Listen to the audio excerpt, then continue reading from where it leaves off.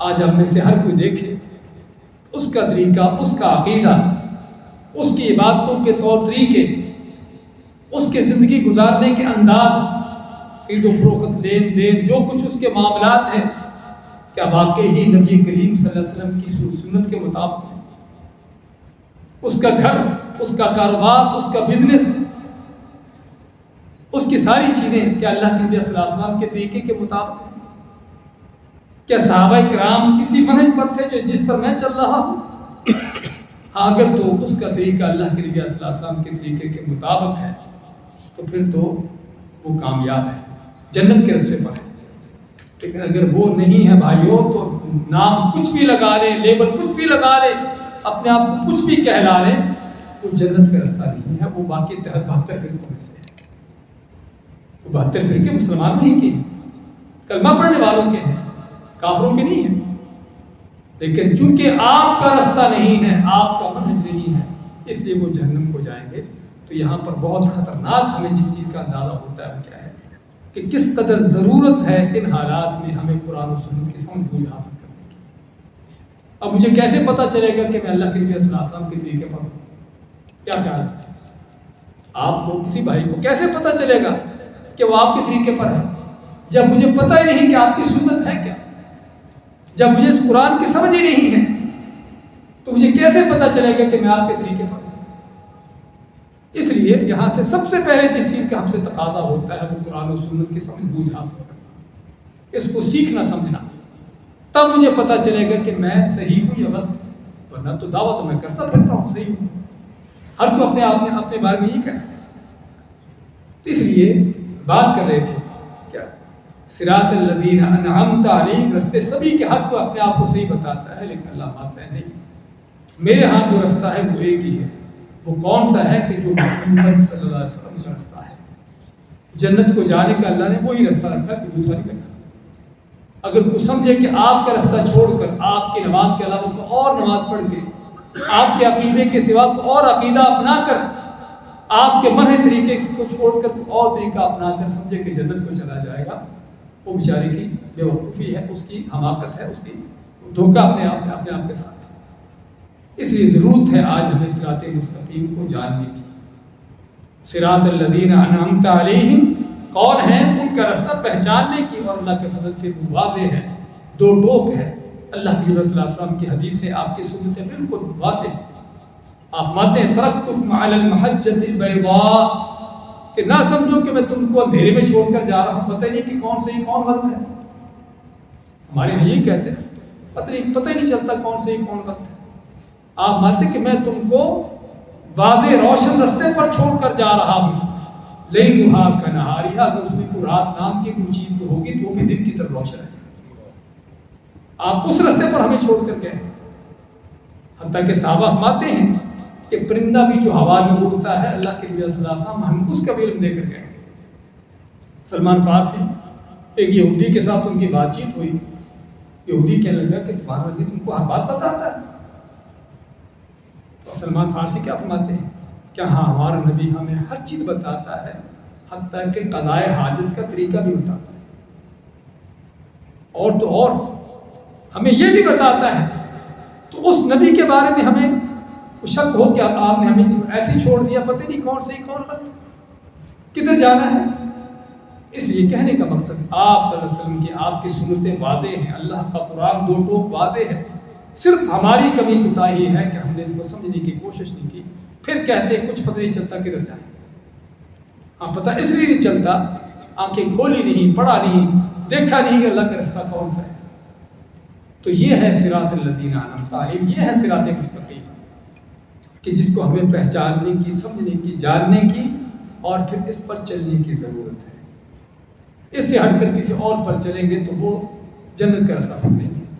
اس لیے آگے فرما دیا غیر المغضوب علیہم ولا الضالین۔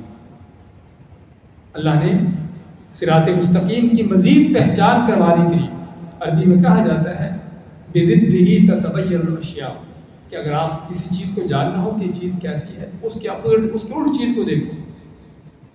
ایک آدمی نے کبھی گرمی دیکھی ہی نہیں، رہتا ہے سائبیریا میں ہے، سمجھے نا، اس کو کیا پتا کہ 50-60 کا ٹیمپریچر کیا ہوتا ہے، سمجھے نا، گرمی کیسی ہوتی ہے. لیکن ایک آدمی جب دونوں چیزوں کا موازنہ کرتا ہے تب اس کو پتہ چلتا ہے کہ یہ چیز کیسی، یہ کیسی ہے. اللہ نے جب صراط مستقیم کا بیان کیا کہ وہ صراط مستقیم وہ ہے کہ جو اللہ کے نبیوں کا، صدیقوں، شہیدوں، صالحین کا رستہ ہے، تو اس رستے کے مخالف کون سے رستے ہیں، تاکہ پتہ چلے کہ صراط مستقیم جو نہیں ہے وہ کیا ہے. اللہ نے آگے 2 چیزوں کی اور پہچان کروا دی، میں غیر المغضوب علیہم، نہ کہ ان کا رستہ، غیر نہ کہ ان کا، مغضوب جن پر غضب ہوا، علیہم جن پر اللہ کا غضب ہوا، نہ ان کا رستہ، وَلَا-الضَّالِّينَ، اور نہ ہی ضالین جمع ضال کی جس کے معنی گمراہ، نہ گمراہوں کا رستہ. ابو داؤد ترمذی کی صحیح حدیث ہے، نبی کریم صلی اللہ علیہ وسلم فرمایا کہ جو جن پر اللہ کا غضب ہوا وہ یہودی ہیں، اور جو گمراہ ہوئے وہ عیسائی ہیں. ہم تو مسلمان ہیں، نہ تو مغضوب علیہم نہ ضالین. کیا خیال ہے؟ یہ تمہیں کام ختم ہو گیا، یہودیوں کے ساتھ عیسائیوں کے ساتھ تھا، ہمارے لیے تو کچھ بھی نہیں رہا. ہاں، یہاں پر لوگ فرماتے ہیں کہ یہودیوں پر غضب کیوں ہوا، اللہ کا غصہ، ناراضگی ان پر کیوں نازل ہوئی، کیونکہ انہوں نے حق کو جانا، حق کو جاننے کے باوجود اس کی مخالفت کی. تو اس امت کا ہر فرد، اس امت کا ہر عالم، ہر مفتی، ہر وہ شخص جو سمجھتا ہے کہ دین کیا ہے، قرآن کیا ہے، سنت کیا ہے، لیکن اس کی سمجھ بوجھ کے باوجود اس کے خلاف چلتا ہے، وہ کن میں سے ہے، مغضوب علیہم کے اندر ہے. اللہ کے ہاں نام نہیں ہے، اللہ کے ہاں کام ہے. وہی کام جو یہودی کرتے تھے آج وہی کام کو مسلمان کہلانے والا کر رہا ہو تو کیا خیال ہے؟ اگر یہودی اس کے اوپر اللہ کا غضب نازل ہوا وہ کام کر کے، مسلمان وہی کام کرے اور اللہ اس پر راضی ہو، کیا خیال ہے؟ چلتا ہے ایسا؟ تو یہودیوں پر غضب کیوں نازل ہوا؟ کیونکہ انہوں نے حق کو جانا تھا، سمجھتے تھے کہ اللہ کا حکم کیا ہے، تورات کیا ہے، جانتے تھے، قرآن تورات کو پڑھتے تھے، اللہ کے نبیوں کی تعلیمات سمجھتے تھے، لیکن اس کے باوجود اپنی نفسانی خواہشات، اپنے رسم و رواج، اپنی پیٹ پرستی، اپنے طرح طرح کے مفادات، اپنے بڑوں کی اندھی تقلید، اس وجہ سے نہ اللہ کی کتاب پر چلے نہ نبیوں کی تعلیمات پر چلے. تو ہر وہ شخص جو قرآن و سنت کی سمجھ بوجھ رکھنے کے باوجود پھر حق کی مخالفت کرتا، اس کے خلاف چلتا ہے، وہ کن میں سے ہے؟ وہ مغضوب علیہم کے ان میں سے، یہودی میں سے. ضالین کون ہے؟ آپ مانتے کہ نصرانی ہیں. وہ ضالین کیوں ہیں، وہ گمراہ کیوں ہیں؟ کہ نہ انہوں نے حق کو جانا، نہ حق کو پہچانا اور نہ اس پر چلے. اور آج ہمارے لوگوں کی بھی یہی کوئی کیفیت ہے. اب کچھ اللہ نے جن کو ہدایت دی ہے، صراط مستقیم پر ہے، اللہ تعالیٰ سے دعا کرتے ہیں کہ اللہ تعالیٰ ہمیں ان میں سے کرے. اب کچھ دوسرے ہیں کون، جن کو پتہ ہے کہ قرآن کیا ہے، سنت کیا ہے، سمجھتے ہیں. گمراہ کن قسم کے ملا، یہ سارے لوگ جاہل نہیں ہے، پتہ ہے ان کو ایک ایک چیز کی سمجھ ہے کہ اللہ کا قرآن کیا کہتا ہے، اللہ کے نبی صلی اللہ علیہ وسلم کی سنت کیا ہے، سچا عقیدہ کیا ہوتا ہے. لیکن اس کے باوجود یا تو کسی اندھی تقلید میں، چونکہ ہمارے بڑے نے ایسا کہا تھا اس لیے ہم ایسا کرتے ہیں، یا اپنی پیٹ پرستی کی وجہ سے کہ پیڑ لگا ہے ساتھ کیا کریں. بعض اوقات کسی بنتی کو، کسی گمراہ کو، ان کی طرح طرح کے جو پیٹ پالنے کے ان کے فلسفے بنائے ہوتے ہیں، ڈھونگ رچائے ہوتے ہیں، جب ان کو سمجھانے کی کوشش کرتے ہیں لیکن سمجھتے ہو یہ چیز غلط ہے، آگے سے کیا کہتے ہیں کہ پیٹ تو پالنا ہے. بالکل اسی طرح کہ جس طرح کوئی چوری کر رہا ہے، کوئی دھوکہ فراڈ کر رہے لوگوں کے مال کھا رہا ہے، اس کو سمجھاؤ کہ تم یہ کام آخر پیٹ پالنا ہے. ایسے ہی یہ ملا بھی، ہم اس نے دھوکے فراڈ کے ذریعے لوگوں کا مال بٹور رہا ہے، یہ دین کے نام سے، دین کے رہزن، دین کے ڈاکو کی بات کر رہے تھے. سمجھتا ہے کہ حق کیا ہے، لیکن اس کے باوجود صرف اپنی کسی مفاد کی خاطر، خود غرضی کی خاطر جو ہے اس کے خلاف چل رہا ہے. یہ ہے مغضوب علیہم. اور اس امت کے اندر ایسے لوگوں کی کمی نہیں. بہت سے لوگ ہیں کہ جو جانتے ہیں حق کیا ہے لیکن اس کے خلاف چلتے ہیں، اور دوسروں کا حال کیا ہے کہ اپنی دنیا داری میں پڑے، پتہ نہیں دین ہوتا نہیں. نہ دین کی سمجھ بوجھ ہے، نہ کو پتہ ہے، نہ حق کا پتہ ہے، نہ اس پر چلتے ہیں، یہ ضالین ہے۔ اور باقی لوگوں کا یہ حال آپ کے سامنے، جو جاہل طبقہ ہے کہ جن کو دین کی سمجھ بوجھ حاصل کرنے کی فرصت ہی نہیں ہے، کام ہی بڑا ہے، بڑے مصروف ہیں، بڑی ان کی زندگی جو ہے مصروفیت کی زندگی ہے، تاجر ہے بہت بڑا، فرصت ہی نہیں کہ قرآن کی آیت، کبھی قرآن کو کھول کر دیکھے قرآن کیا ہے۔ کوئی ڈاکٹر ہے، کوئی انجینئر ہے، کوئی سیاستدان ہے، اپنی سیاست میں بیچارہ وہ اس کی دلدل میں دھنسا ہوا ہے، اس کو پتہ نہیں کہ دین ہوتا کیا ہے، اس کو فرصت نہیں دین کو دیکھنے کی۔ ہاں یہ ضالین گمراہ، پتہ نہیں کہ حق کیا ہے، نہ حق کو پہچانا، نہ اس پر چلے، اور یہ بھی اللہ کے ہاں کیا ہے، جرم ہے۔ ہمارے بعض لوگوں کو شیطان کیا پڑھاتا ہے، بھی درس سنو گے تو کوئی بات پتہ چلے گا، اور جس کا پتہ چلے گا پھر اس پر عمل کرنا پڑے گا، اس لیے بہتر ہے کہ سنو ہی نہیں۔ کیا خیال ہے؟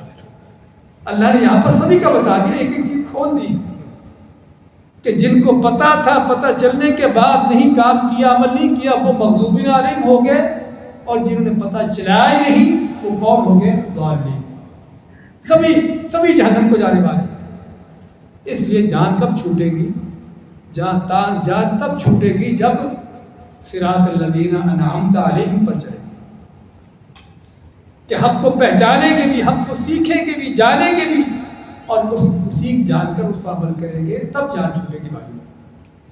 نہ تو جاہل رہ کر، لا علم رہ کر جان چھوٹے گی، اور نہ جس چیز کو جانا ہے اس پر اس سے بے عملی پر جان چھوٹے گی۔ جان تبھی چھوٹے گی جب حق کو پہچانیں گے، اللہ کا حکم کیا ہے اس کو جان کر اس پر عمل پیرا ہوں گے، تب جو ہے نجات ہوگی، اس کے بغیر نجات نہیں ہوگی۔ تو یہ بھائی صورت بات ہے۔ آج کا درس کیا ہے؟ صراط الذین انعمت علیہم، رستہ ہمیں ان لوگوں کا دکھا، ان لوگوں کے رستے پر چلا کہ جن پر تو نے انعامات کی، نعمتیں کی۔ نعمتیں کس چیز کی؟ ہدایت کی نعمت، ایمان کی نعمت، علم کی نعمت، غیر المغضوب علیہم، نہ کہ ان کا جن پر تیرا غضب ہوا، جن پر غضب ہوا کہ حق کو جانا بھی، اس کے بعد بھی اس کو نہیں پتہ چلے، ولا الضالین، اور نہ ان کا رستہ جو گمراہ ہوئے کہ جنہوں نے حق کو پہچانا ہی نہیں اور نہ اس پر چلے۔ اور اس لیے آخر میں چونکہ یہ دعا ہے ساری، اہدینا الصراط المستقیم سے لے کر یہ ساری دعا ہے، اور فاتحہ ہے ہی دعا، اس لیے آخر میں کیا کہنا چاہیے؟ آمین۔ آمین کا معنی کیا ہے؟